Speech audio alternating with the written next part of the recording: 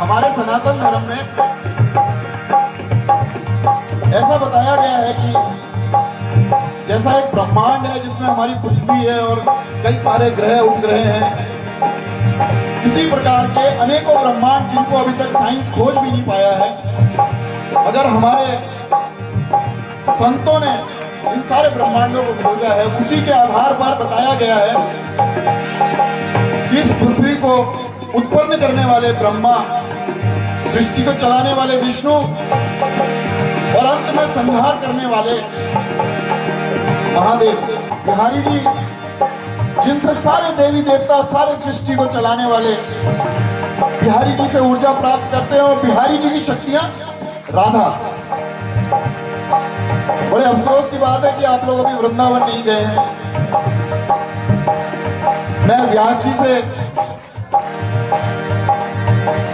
प्रार्थना करूंगा कि एक ऐसी व्यवस्था करें कि आप सब लोग वृंदावन जाएं, वृंदावन होके आएं, क्योंकि वृंदावन की महिमा ही न्यारी है। वृंदावन बरसाना आप लोगों ने सुना होगा, जो गए हैं दर्शन भी करे होंगे। बरसाना, ऐसा कहा जाता है कि बरसाना ब्रह्म पर्वत पे स्थापित है। और जब कंस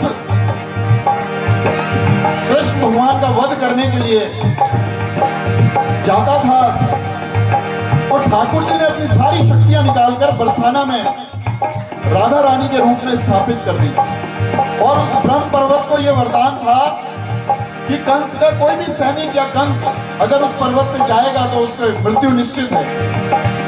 इसलिए वो शक्ति जो है वो राधा रानी का रूप है। जो रास है, इसलिए कहा जाता है कि पवित्र रास को बहुत पवित्र माना जाता है। रास का मतलब ये नहीं कि स्त्री पुरुष का मिलन, रास का मतलब है कि ठाकुर जी की शक्तियों का हमसे मिलन। देखिए, हम लोग जीव रूप में आए हैं और सृष्टि की ऐसी रचना है कि हम जन्म लेने के बाद उस प्रभु की महिमा को भूल जाते हैं, जबकि उसी का अन्न है।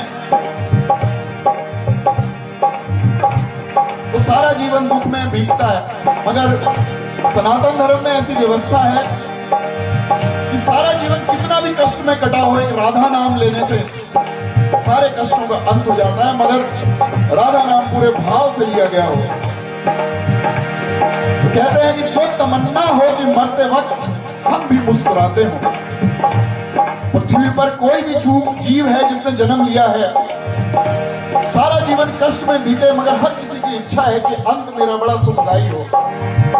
इसलिए जो तमन्ना है कि मरते वक्त हम भी मुस्कुराते हो, ये दोनों चरण हो हृदय में जब हम इस दुनिया से जाते हो। ये दोनों चरण हो हृदय में जब हम दुनिया से जाते हो।